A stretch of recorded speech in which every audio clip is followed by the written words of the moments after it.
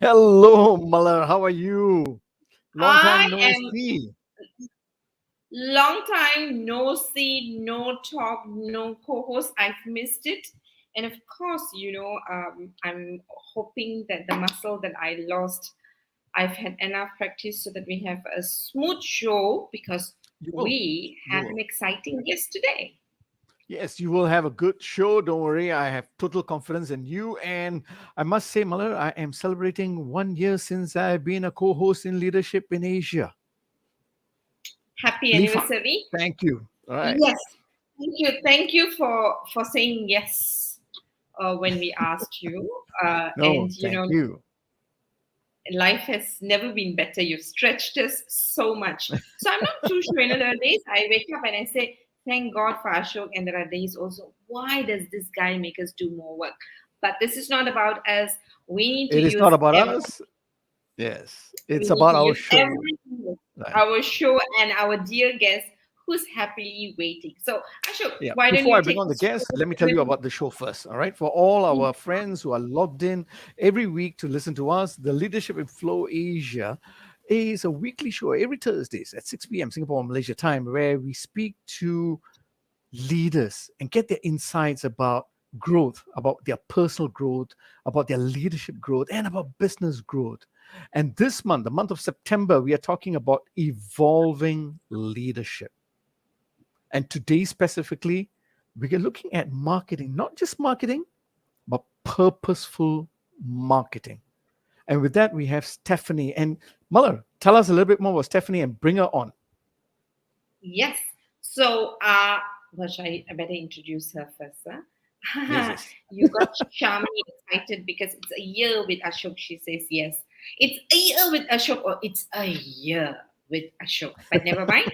We will do that a year with Ashok later. But yeah, so I met Stephanie pretty recently, actually. While having a conversation about work and, of course, leadership challenges, and I was pretty, I would say, impressed at the way she was thinking about marketing. And it's very nice, I think, because marketing very much can put the business, the brand, in the right space. And I Mm, was pretty inspired, I would say, at the way, at a personal level, when we were having a conversation, how she continues to check in with herself to see whether she is doing marketing for the intended purpose of the okay. business. And Nice. I'm sure leaders do that, but I think it was so good to meet a leader like that, which is why Mhm. I said, hey, can you come to our show? And she said yes. And so let's bring her Bring on. her on. Hello everyone. Hi, Stephanie. Hi. All right. So, yes, Yes. Muller. Stephanie is there. All right. Welcome, Stephanie. Thank you very, very much, for saying yes to our show so quickly. Glad to have you this year before, we bring our show to a close in November. And, you are in marketing. And, I looked at your background. You've had a pretty interesting background, generally in the finance industry, been in marketing, then in operation, bit of consulting, and back to marketing, right? So that's a lot. I think a lot in terms of, like, somehow or other, marketing keeps pulling you back, right? Maybe because Yes, we right. need you. So help us and our audience understand, the 11 people on LinkedIn, please say hello so that we know who you are. And, the rest of the four people on, let me see, on Facebook, say hello to us so that we are also excited, right? But as we get excited, so all in, we are, having quite a number of people who tuned in because obviously marketing is a very important area. So Stephanie, help us do, justice, help us understand how you transitioned into marketing again. So you were in marketing, That's right. you started from there, right? So tell us a little bit about your journey, your career journey into marketing, and then out and then back in again, and how you Right. find it purposeful. I suppose if I were to sort of like explain the entire journey, I'll probably reveal my age. I think it's all right. It was roughly about 25 years ago when I graduated. I don't know what I would like to do, typical. um, After you finish your diploma, you're just wondering what you could contribute to this society. So I went into this very analyst role, and then I realized that I have great interest in sales and marketing. And I remember approaching the sales director and asked if they would require a telesales. And that's how I began my sales journey. And back then, I'm sure every one of us are very familiar with this telemarketing thingy whereby you receive a call from a bank or from an insurer, typically trying to sell your product. And back then, the conviction is that the population in Malaysia are not greatly protected. I think by now you probably will know that I'm talking about insurance. And back then, is also the environment is such that most people are very reluctant to even talk about insurance. It's like a taboo thingy. And I venture into an industry whereby I will call our customers, not myself, my team will call our customers, and we will sort of like very pushy, I would say, to sell them a product, regardless whether they want it or they don't want it. Sure. And that time, you sort of have that conviction, right, to sell a product because the general message is that the population in Malaysia are not protected. And therefore, there is this conviction to sell the product. And back and transit to now, 25 years later, just realize that the same method may work for certain layer of customers, but in large, because of the involvement of technology and whatnot, and consumer behavior, they become more intelligent. And this method will not then become purposeful and it becomes very pushy. And hence, if I look at it, the transition from telemarketing to to operation and back to telemarketing, it makes me wonder whether that particular concept um, is it still purposeful as I evaluate the entire journey from now, look back to 25 years, in retrospect. Ah, so actually, it's interesting because usually what I know, I mean, because you say 25 years, I've also been there, right? So we come from a similar era, or if not the same era. So I can perfectly understand. I think, but what is really interesting is that you wanted to be in the marketing team because usually sales and marketing most difficult to recruit people, right? So That's what right. was so I understand the part about how you say you are convicted, so let's park that for a while. But I thought what is really interesting, what attracted you to say I want to get into sales and marketing, because that's like a difficult thing to do now all the time, and this was many many years ago. So what attracted you to get into sales and marketing? I suppose essentially, if we go back to the basic marketing, whether it's face to face, whether it's digital, or whether it's telemarketing, essentially require us to reach out to our prospective customer, to influence them, to inform them about a product and their services. And it's supposed to help them in their day-to-day lives. And me as a consumer, I'm sure both of you are also consumer and the audience are consumer, you would like to make an informed decision before you engage a service or before you purchase a product. And and for me, very important because I myself is a consumer and I really look at customers' experience is something important to me, and therefore that gives me that assurance and that idea and conviction that sales and marketing for me is important, and for the community at large is equally important. Mm, mm, mm. So I like the bit that you say that you look at it as helping basically consumers make informed decision, right? So let me help you to get all the information that you need so that you know how you're making your choice and your decision. That seems to be the Right. pull, and which is why you were really very excited when you were making, I suppose, the outbound calls at that moment, because you were there, believing that you're going to now educate people so that they are taken care of, from an insurance point of view. Nice. So that's really interesting. Your pull, and it already tells your story. Already tells us how you are as a person. You were already looking for. You were seeking clarity even in your first job. Is what That's right. I am actually getting right now. And now that you've seen your transition, so can I just ask you one question? So you did marketing and then you went into operational, Yep. right, or operations a bit, and then you came into marketing. Can you help us understand how from marketing, when you go into operations, how that adds value to operation from your perspective, and then going back into marketing, how did that add back value into marketing? the the transition from marketing to operation was it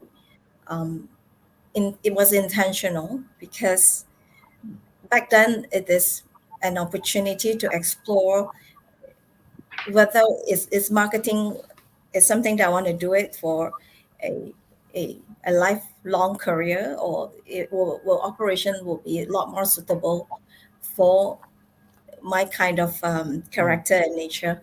And I realized that when I go back to operation, though it is mundane, but I can see things from the sales and marketing perspective rather than a very operation. So your perspective of involved in whether it's stakeholder meeting, whether it's a decision making, you will look at it from the sales and marketing point of view rather than pure operation point of view. So that really helps me to add value in the entire decision making process rather than a very silo operation point of view. Yeah, if I would Mm, sum it up. mm, mm. So what I'm Wow. hearing is, yeah, you it's nice, right? Because I think this is why in some organizations, right? I mean, it's basically empathy within, right? We're all in different parts of a business to serve the same purpose, but sometimes we can miss out because we may not truly understand what it feels, to serve your consumers, your customers, with from a different role. And so when you do operations, then you actually get a different perspective, and then when you come back to marketing, it adds value to in the way you're thinking. Thank you. Yes. Thank you for that, Stephanie. And I'm sure Ashok is ready with his next thought. But before that, Ashok, can I just say hello to Hi Raj Jaswant, that's my schoolmate from Oh, Ipoh. Thank you for joining us. Yes. And hi Gerald. Gerald says hi Malar, Ashok, and Shamini. Shamini is not here. Gerald, you can say hello to Stephanie instead. So thank you for joining us, Gerald. no. Thank you very much. And hi, Gerald, too. I do know you. Stephanie, I love this. I love this because you started off by saying that you, like most of us, I suspect, not all, right? Trying to figure out what we want to do in life. And I like the fact that you said that you wanted to see how you could make a contribution to society. I That's like right. that. You know, and then you looked at, okay, I'm going to go into marketing because you saw a gap, a need, Mm, right? And you spoke about from the insurance point of view, there was a gap, and so therefore your main focus was on how to influence and inform. You know, I love what you talked about, and you mentioned something very interesting. You said consumers, right? you want to help them make informed decisions, and you have seen some changes over time in terms of consumer behavior, right? Yeah, I think the tools have expanded from your telephone nowadays to digital. that's But I'm right. just curious, have you seen something change within the consumer behaviors, or something that is very common even 25 years back, even now? If there is one principle that you see, what would that be? I, I suppose I should currently when we even my existing team are doing telemarketing, I realized that when we call the customers, first of Mhm. all, the scam calls skepticism is the Yes. major hurdle, and I salute my team. They are very resilient. Hmm. They keep calling the customer. We change different ID number just to avoid customer thinking that we are potential scam call. Other than that, I also realized that customer are very intelligent nowadays. They will probably ask us where we are calling and Hmm. what sort of information can I Google and assess and study prior of making an informed decision. So I realized that that part of a conversation does not or do not surface 20 years ago when we are still not in the world of digital and website and whatnot. Right now, it's just a Google away, and I call my friend Google generation because we all will Google about certain places to That's right. eat, product, and we can even read the review before we purchase a product from Lazada and whatnot. I suppose insurance is getting very competitive, whereby customer will ask us, if I were to purchase this plan, Hmm. do I get to study the information on the website prior of making a decision? So that delays the entire decision making. At the same time, what we have explained to customer has to be very congruent and aligned with what is the actual offer from the product. I'm not saying that those days they intentionally deviate from the actual product information Sure, and what sure. but Yeah. right now, it's getting a lot more tougher because customers are a lot more savvy, tech savvy. Hmm. They are a lot more intelligent and they know how to source for information and even make comparison prior of making a decision. So therefore, different channel will have their challenges because the product is always priced very differently, whether it's a face-to-face product, whether it's a Yes. digital product, or it's a Nice. telemarketing product. Right. That's right. So what I'm hearing is one thing you mentioned is I summarize it as empathy is still very important, That's understanding right. from the client, customer's point of view. And what I'm hearing from you is customers have access to information today. Correct. Would you then say from a marketing and sales point of view, one of the value that you are adding is then the insights that you provide? Because information is dime a dozen, right? Exactly. And I suppose one of the very powerful tool is still storytelling. Mm, Because if I were to read from the website, I probably would know a lot about that particular product. I suppose how that product relates to my day-to-day life, how does it helps me as a consumer, which is really not available, and how does the telemarketing or the salesperson comes in is storytelling. And I wouldn't even want to use the word emotion selling, but it's more like telling the customer from the personal experience how does this service or product will help them in their day-to-day life when there's a crisis or when there's a mishap or when right, there's a right. Oh, yep. I love this. I love this. So what you're saying is today, what another skill that you're seeing that your team needs is to be able to tell stories to connect. Exactly. Yeah, because previously maybe you talked about products and features, but today you got to humanize that product and features, and the best way to do that is through storytelling. So that's Spot on. another evolution of even from a telemarketing point of view, isn't it? Spot on. Fantastic. I love that, and this is why I love the show. We get nuggets from the leaders on the ground who are doing things so differently, so wonderfully, so impactfully. And speaking of which, what you shared earlier, I loved it. You said when you move from marketing to ops was very intentional. And that's what I love about organizations. Organizations gives us platforms, right? To try out different ways to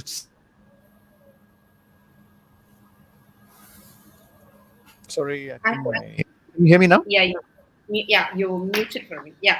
Okay, yeah. So what I'm saying is, what I love about organizations is it gives you platforms, right, Mm-hmm. to be able to test your own potential, to push your own probability, your potential, and know yourself even deeper. And that's what you did because you said I was intentional. So from the very beginning, you said you're not too sure where you're going to go, and you wanted to serve somewhere which is purposeful, where you're going to make a contribution.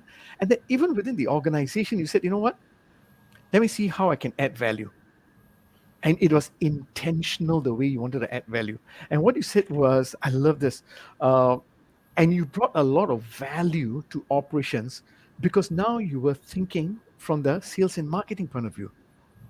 Because if Correct. not, if not, you would have just said no, cannot. Easy to say cannot, Which right? is very typical, isn't it? It is very typical, you know. So I think from what you're saying also, I've heard other CEOs also mention sometimes it's good to move people around in different organizations, even if it's just for a month or so, just to understand each other's constraints and all. It'll be good, Mhm. you know. And that's a value that you brought in from the sales and marketing, understanding the customer's issue, understanding the telemarketers issue. You brought it in from operational point of view, and you added value by smoothing the process. Right. Yeah. So that leads me to ask about Christian about marketing and from an organizational point of view, how Mhm. would purposeful marketing shape the culture then of the organizations? I mean, in your instance, right, you were in telemarketing, then you moved into operations. How did that shape the culture? Was it also intentional the way you did it? I suppose the organization culture, um, I mean, in a larger picture, it requires the entire ecosystem Fair enough. of the entire company. But I suppose in terms of collaborating with various stakeholders, you will influence them through your point of view and through that engagement with the various stakeholders. And in terms of organization culture, it's not going to, happen overnight thingy. Culture is something that is over a Hmm. period of time, and purposeful marketing or I don't know if I'm using it correctly, involves commitment. I always believe it's a top down approach, Okay. and it has to be top down approach because you have to make it sustainable. It's not just gonna be a short term, thingy that people talk about it, but we forgot about it over a period of time. So it is Sure. very much a top down approach, and it has to be sustainable, and the vision has to be cascaded over and over again, like as if we have not heard it. Like you probably heard it on a daily basis. Just to Hmm. talk about, I was previously from Accenture, and Julia Sweet is the female CEO. And till now, after I left the organization for almost like 3 years, I still remember when she talked about gender diversity and whatnot. It's like every opportunity when she is on a show, on a town hall and whatnot, she talk about it. So in terms of the organization culture, it has to be shaped in such a way that there is a top-down approach Hmm. and there is an ecosystem that supports it. Yeah, Yeah. to make it No, work. I agree with that. Thank you for sharing. I believe when you also moved into the operations role, right? Uh, you also created a culture between the sales and marketing and the operations. So putting aside the organizational culture, yes, there is an overarching one, but the way you were communicating, right, with the sales and marketing and the way you collaborated, because you mentioned about collaboration, Mm-hmm. there was a culture between sales marketing and your operations, you see? Yeah. Yep. So was that also very intentional, the way you did it? And if not, what are the good things that came up from there? Um, Ashok, can you go back to your Sure. question again? Yeah. Yeah. You see, what happened was you moved from sales and marketing and you moved to operations, right? Okay. So this is what I believe. Um, every department has a culture, whether it comes by design or by default, Mm-hmm. right? So putting aside the organizational culture, right? If it's being pushed from top down and all that, committed communications is all very important. But at the operational level, right? I'm sure you got a lot of requests and reasonable, unreasonable. So, but you mentioned something. You said collaboration, right? There was deep collaboration. I see that as a culture that you probably drove with your team. What was your mantra to your team? And to me, that was a culture. Right. I always believe that nobody can operate alone in an organization as if it's a Sindram Bahad. I suppose the expertise from various party will Mm, then brings in and makes the entire project successful. I suppose nice. for my team, although it's just one of the channel which AIA owns it. It may not be as big as agency, but it does contribute to the bigger picture. And Sure. I suppose there is this very silo approach that most organizations adopt because they will be thinking that I don't want the other party or the other stakeholder outshine and Mm, claims the credit and whatnot. But I suppose it's about influencing how, nice. back to what Stephen Covey say, right? The synergy concept. It is Yes. not one plus one equals to two, but one plus one equals to five and whatnot, right? So I suppose it's how do you make them understand that you have your own talent, the other party has their talent. When the talent are put together, that's why there is an exponential growth, and it has to Nice. be a lot of storytelling even within your team to make them Mm, understand it's not about your credit, my credit, your glory and my glory, and it's about that togetherness, that how we can make an exponential growth beautiful. within not just your department, the company as a whole. Mm, But it doesn't take overnight. It has to take a lot of convincing and make sure that they understand and asking question and testing the understanding what you are trying to convey. So it's a lot of communication and conversation. nice, nice. So that is the culture that you drove, is it? In terms of collaboration, right? Because you want to create the synergy where you want to move from one plus one equals to two. Nope, nope, nope. We don't want two. We want five. You know. So that That's right. was thinking, and that was what you drove. And even with your team, you kept communicating that. And that is an important culture that you brought about in synergizing the two teams together. I have a question now around the challenges. There are two parts to this question because one of our guests also, our viewers has also asked a question. But I'm going to ask you first. What are some of the Sorry, challenges? Oh, sorry. Yes, Mama. sorry, yeah, you're not looking at me. You're so focused on Stephanie. So I'm just thinking Yes, yes. there's a bigger portion coming. Steph, I want to just check in with you on a couple of things, right? Because Right. I think you brought out a couple of very interesting points, like nobody can operate alone, all right, and Mm-hmm. which is where you drove the idea of collaboration, right? Mm-hmm. And which is again, you're driving collaboration to be purposeful about the role, right? And of course, you also said what most leaders generally can say, which is, it's not about, who's doing better than the other, who's contributing more. Very often in businesses, marketing and sales and marketing are seen as the, I don't know, champions, godfathers, Mm. saviors, because they bring in the numbers, Mm. right?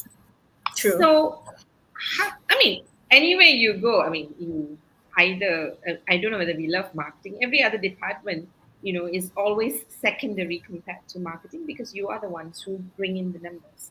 And here you are telling us, oh, we need to be collaborative. We all contribute to the larger purpose, right? And maybe our contribution has more clarity, right? So if you think about it from that perspective, where marketing always gets the highlight in organizations and businesses. Usually, um, most leaders in organization come from the marketing department, That's right. right? Yeah. So how did you manage to bring upon the idea of collaboration? So as a leader, how do you think and act to help your people who are seen to be superior in the system to say, hey, we are in the same system, we're contributing to the same purpose, and we are about the same. How do you do that?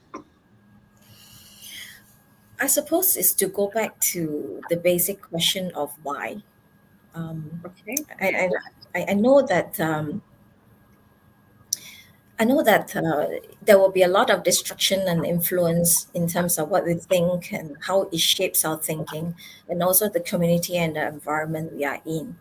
But I suppose, being a very purpose-driven person, I always go back to the question, why we do what we do. I suppose if you answer the question of why we do what we do, I suppose that's where you will have the conviction to not just influence other to do the same, but your action will have to be congruent to what you ask them to do. So I suppose it is your own conviction about why you do what you do. Go back to the basic, and I suppose if you have that purpose and the why, the answer behind the why, and that's where that makes it easier for you to be that source of influence to the rest of the people. Yeah. Sure, thanks. Now, I'm just curious, right? I'm not sure whether you'd agree with me. I'm throwing a statement, so let me know if you agree with me. So, is it fair for me to generalize, right, that in the past, when we talk about marketing, marketing was very autonomous. Mm, They were seen to be driving the business. right. And what you are now saying is that, hey, we need to, yeah, we may have been the soul of the business, but now we Mm-hmm. need to collaborate for us to bring about the growth that we want in the business, right? That's what is that what you're saying? So it's fair for me to say that from your perspective, Mm-hmm. right? Yep. Now, as a leader, so if you would have seen, you've been in the industry for 25 years, right?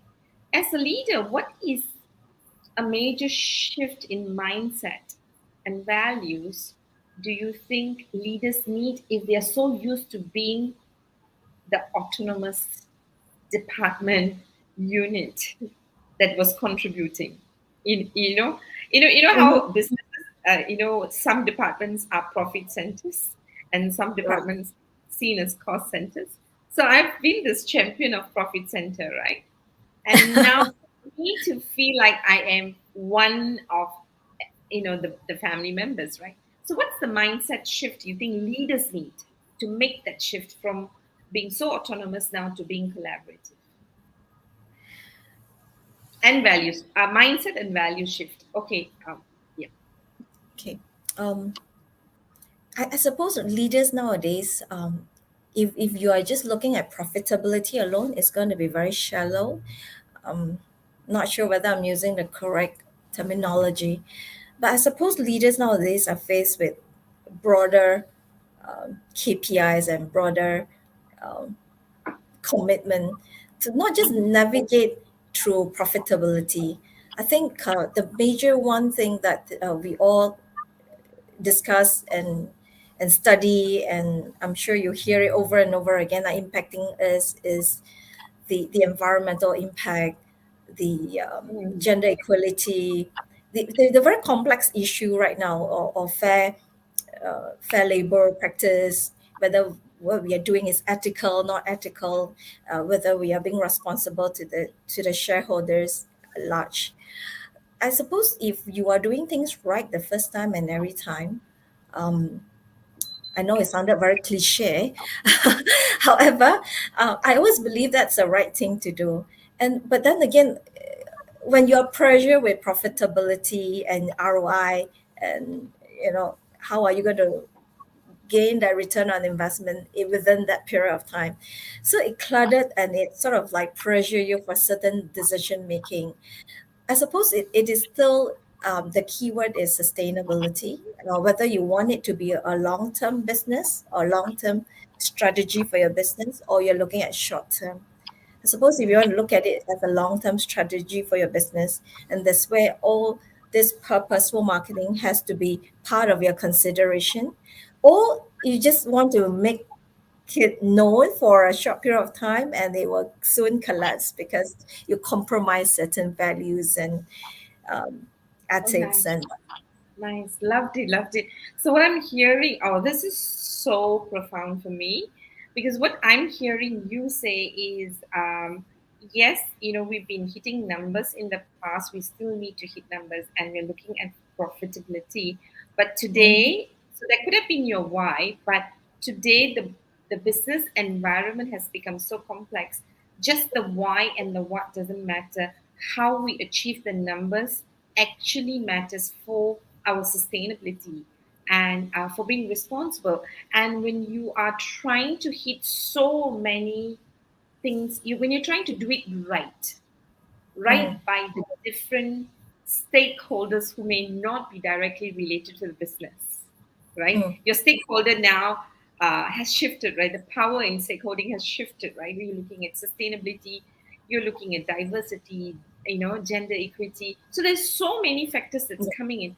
How do you build a long-term business by making the right decision every time so that you will then sustain the business long run. So you're talking about short term and long term, which is why numbers, i.e., profitability, cannot be the only criteria for marketing, that's is right. what I'm hearing. Okay, That's right. thank you so much. I thought that's so profound. Thank you, Ashok. You can have Stephanie.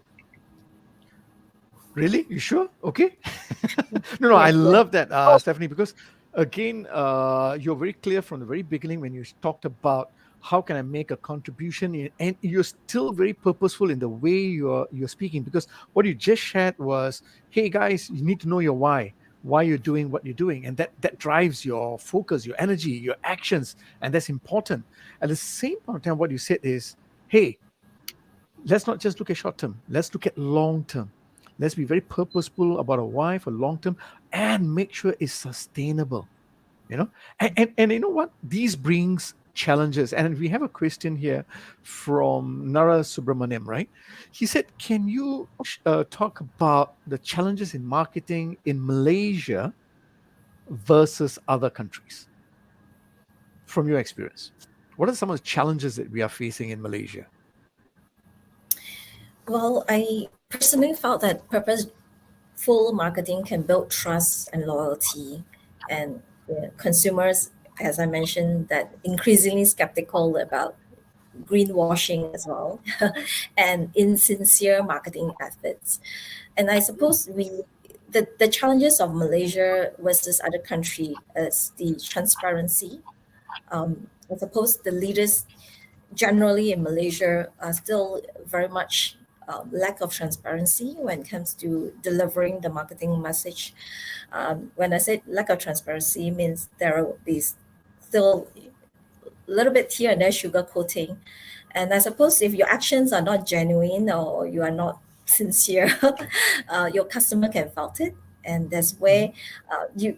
you don't want to miss the chance of delivering the message to your client. There's this one chance, and you use it correctly, you got it right. But if you abuse it, I suppose you will have you need more time to salvage it. So therefore, if you genuinely align with the organization broader purpose, that will avoid a lot of repetition risk, as well as then it becomes a very targeted marketing.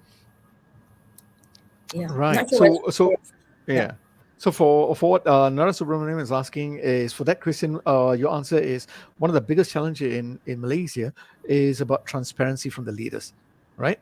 Customers' behaviors and needs have shifted. We get that, but I think it's about how the leaders come forward in being very clear about what they're doing, and the best Mm, way to make sure that you're still focused on the true north is being linked to your purpose, mm. your organizational purpose. All right. Thank you very much. We have another question from Gerald, right? And Gerald says, why such a powerful three-letter word, right? Because you said earlier on you got to go and understand your why. So he's got also a challenging question. His question is, marketing has shifted quite a bit over the years. Mhm. What are some of the strategies you have implemented navigating through post-pandemic challenges? Okay. I perfectly understand that question because it may not be relevant for my channel, but I've seen it from my existing organization. It's predominantly agency business is very face to face, meaning Mm-hmm. I need to pay you a visit to share with you the product, and I realized that it has shifted to a very virtual Sure. way of delivering the same message and Mm-hmm. care and concern.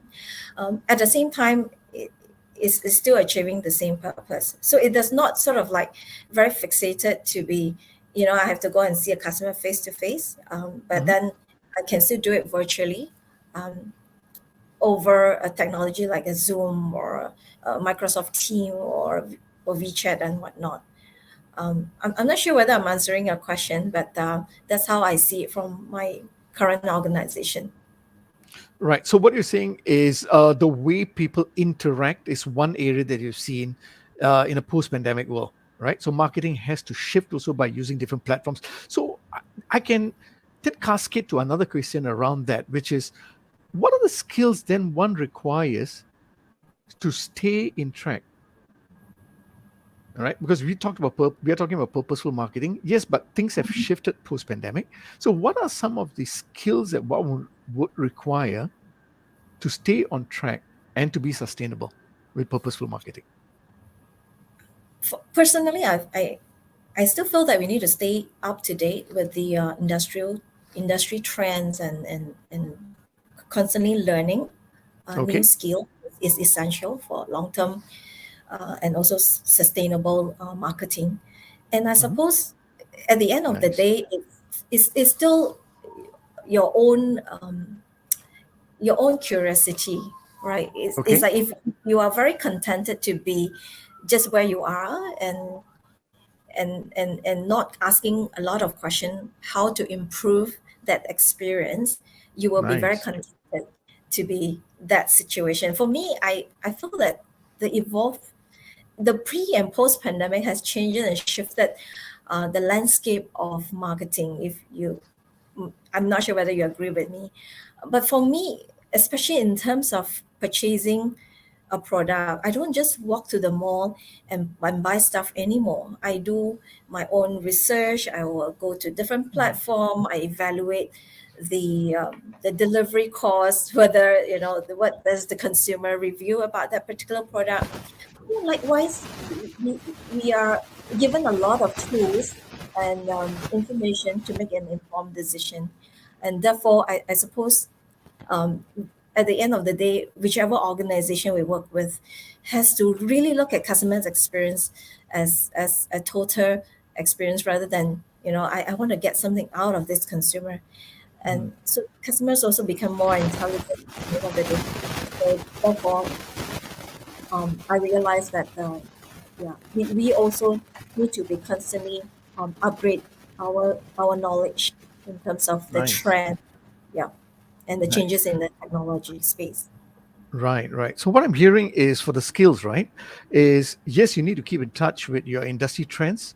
You need to understand what is the shifts in technology, shifts in customers' behaviors, and most importantly, for me, is being consistently curious about Mm. how you can improve your service delivery and shift the experience. These are four things That's I right. took away. Thank you. Muller, you have a question. Well, I'm going to read Nara. Nara says, "Great response, Stephanie, on transparency, genuineness, alignment, and not to abuse the rights. Thank you very much." So he liked your response. So that's good. Thank you, Nara, for responding to that. So a couple of things that's been repeating. Like you say, customers have become more Mhm. intelligent. We keep using the word Mhm. intelligent, but I think I'm not sure whether, as a customer, whether I feel more intelligent. I think I feel overwhelmed by a lot more information, and because I now know how to use the right words, I feel I can sound intelligent. I'm not sure whether, as a customer, I'm really intelligent, but I'll take your word. So the consistent thing that you've been saying is customers are, they know what they want. They're smarter in that sense, right? And of course, Ashok also brought in the question of the latest skill. Now we know now communication has been always a space where marketing either leads, Mm-hmm. because marketing is communication, right? Right, where we are bridging the business to the consumer, right? That's right. In whatever we do in marketing. So communication and communication skills are really, really important. And here, customers are having a lot more information about the so-called their needs and products and services. Now, today we have ChatGPT that's also contributing in many ways, right? Mm-hmm. And I'm very curious to know in your experience, because if so on one hand we're saying ChatGPT is going to, in some ways, I won't use the word upskill, it's Mm-hmm. probably going to make people to jump skills, because now as a service provider I can learn how to use ChatGPT and respond professionally, Mm-hmm. profoundly to my customer without understanding what I'm saying. One That's right. On the other hand, so if those who use ChatGPT, if they truly understand the response that ChatGPT is providing, that's fine.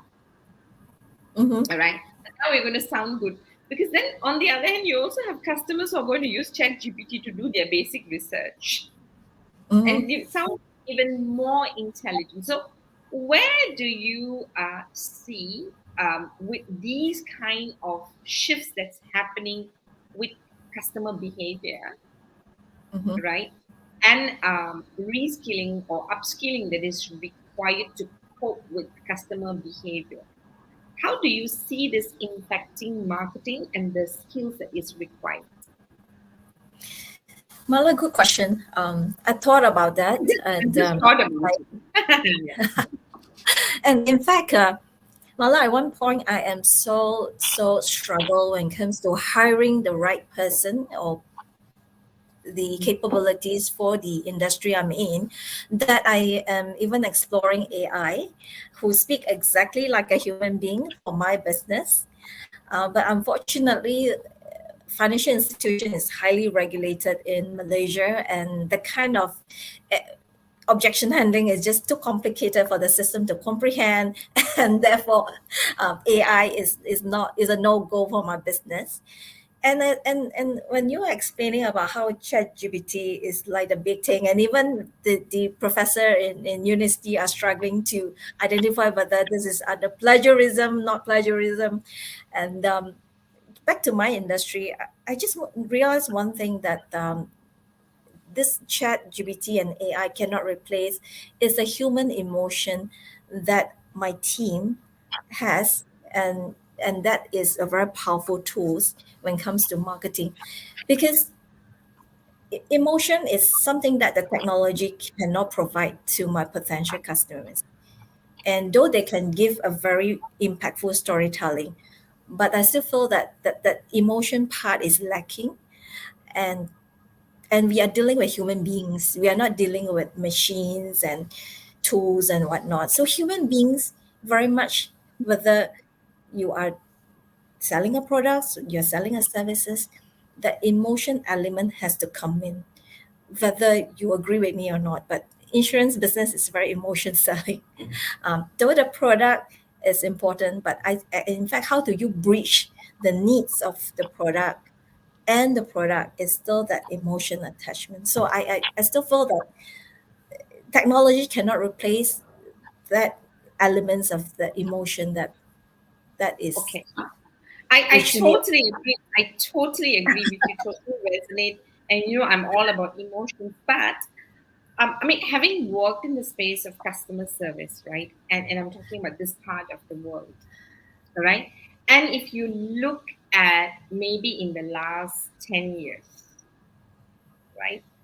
When we do customer intervention work or customer service intervention work, one of the big, I would say, challenge that I find that we face in terms of skills of our customer service personnel is communication, especially now, right?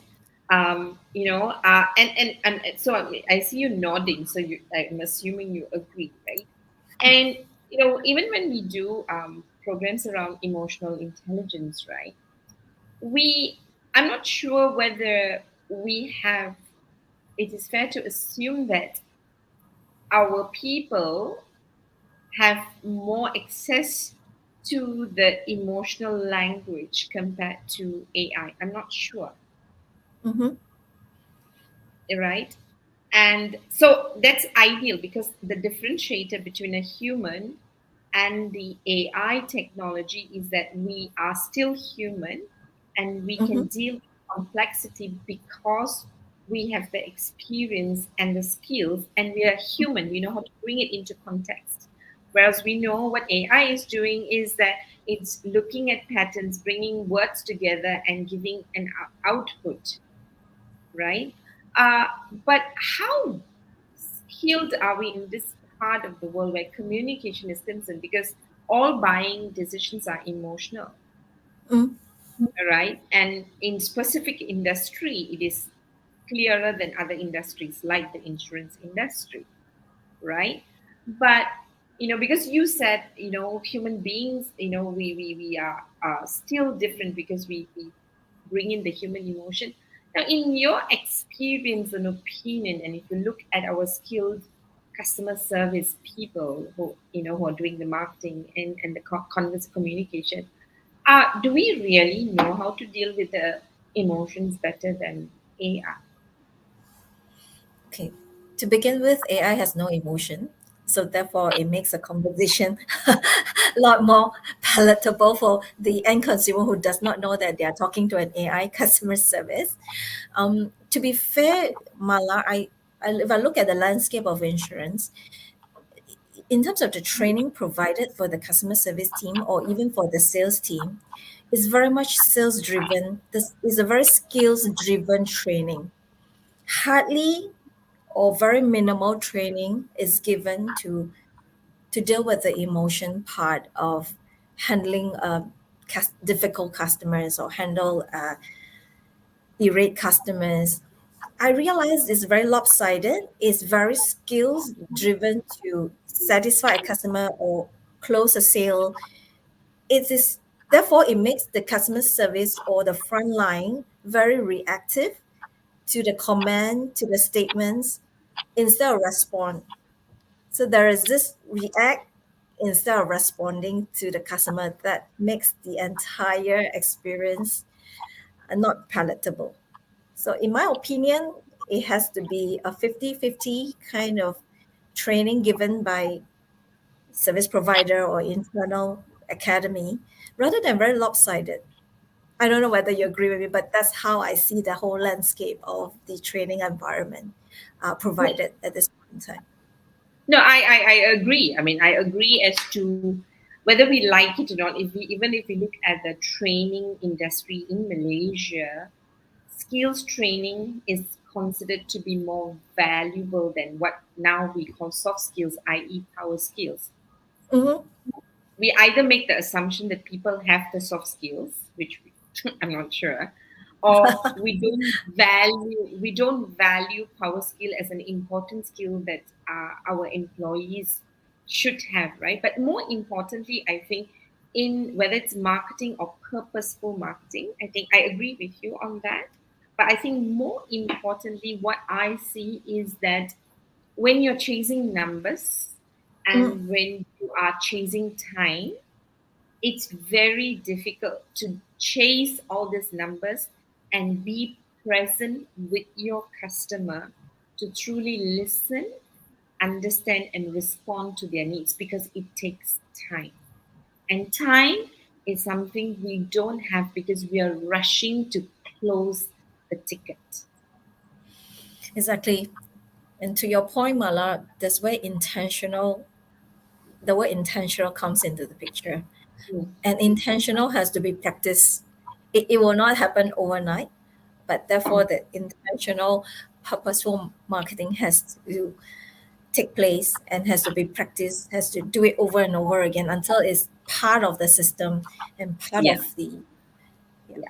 I think I'm of the opinion, because we've been pushing people to meet numbers, we've lost the muscle of listening and being present for the purpose that we intended to serve in the first place.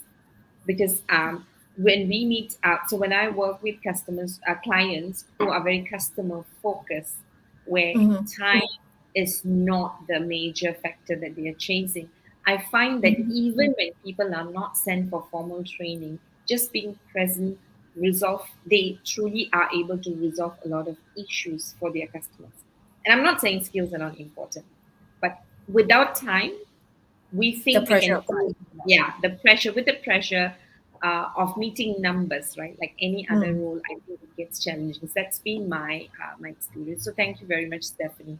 I think you've given us really a clear indicator why purposeful marketing and the connection to actually sustainable business, and how all of that actually adds on to the customer experience overall, and where our intention falls and comes together.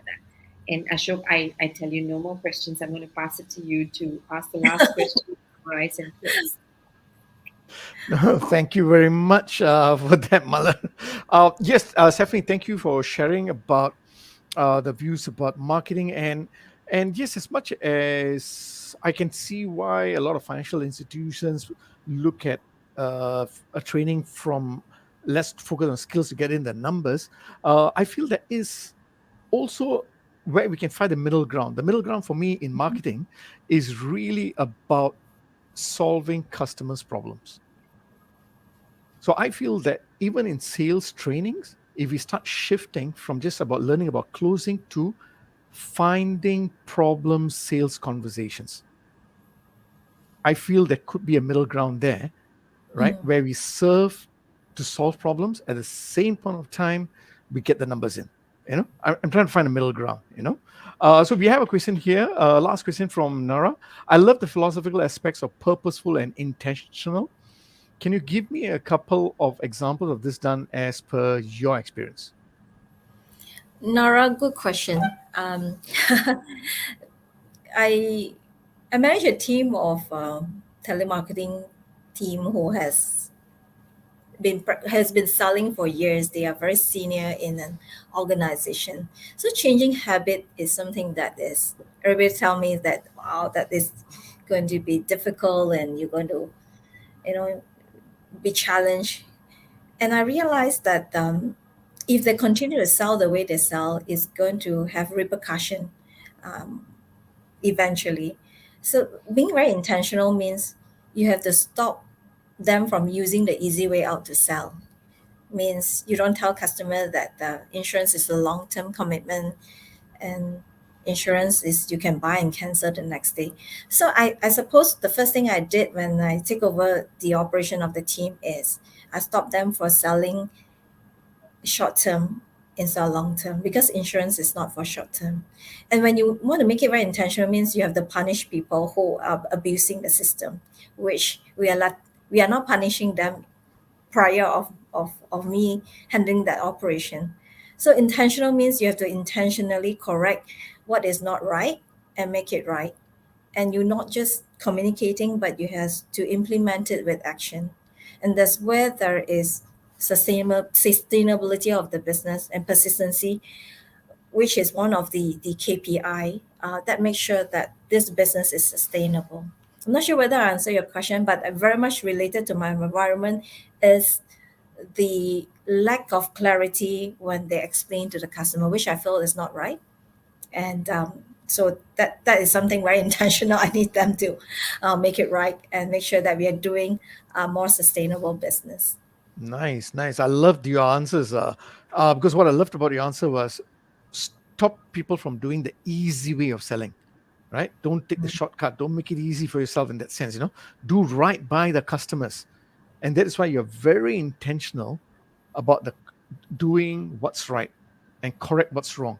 That means your focus from the beginning has been to contribute to society And now, as we end 1 hour from this beautiful, awesome interview, yes, I agree, Nara, right? Is you're still saying the same thing. Let's do right by the customers, right? So you have seen. Thank you for sharing in this whole 1 hour how marketing is a way to contribute and make a difference to consumers, help consumers solve their problems, and most importantly, let's be clear about our purpose about marketing. And let's That's right. now pick up skills on understanding the emotional aspect and storytelling as an important skills in the way we solve customers' problems. And that is all about purposeful marketing. Wow. You sum it up so accurately. Thank you very much for that. Do you have last words for all who are viewing in, logging into view before we end the show? Yeah, I want to thank Mala for giving me this opportunity and to have this session. It just gave me more clarity even as I began to share my insight and input.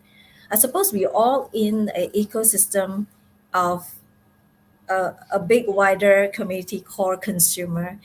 And I suppose if we do things right, and if that particular action can influence the people, maybe just one or two people around us, and that can become a bigger movement whereby the people around you will start influencing a bigger or another community. So I would like to see as whether you call it pay it forward or it is not, it cannot be just what we say, but your action actually speak louder than what you have to say. So I think Nice. that's what I would like to end this session with.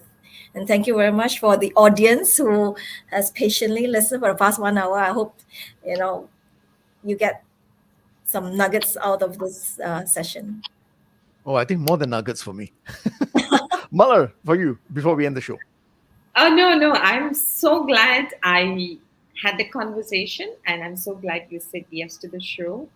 And I like to really thank you for saying yes to the show and being really candid and authentic with your responses. And I think that's what I liked about you, and that's why we love Leadership in Flow Asia, because we bring in leaders who speak from their heart and put the show back where we want conversations to happen, which is their flow state. So thank you so much, Stephanie. As we say goodbye to Stephanie, uh, okay to say goodbye. Yeah, Ashok was going to Bye cry bye, again.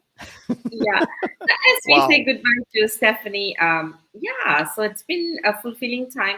And we've had a couple of new people who have actually responded or commented. Coach Nam, thank you very much. Yep. Nora, special thanks to you for not only joining us, but putting in your comments and engaging with us. So that was really, really good. Thank you very much. And Ashok, it was really nice to be co hosting again with you. And I must say that Stephanie has given us a lot of things that resonates in our heart for us to Yes. think about and go Exactly. back to our very own purpose of leadership in flow. With that, this is Mallory signing off from Malaysia. And Ashok from Singapore. Thank you all for logging in and see you all same time next week. Bye. Bye.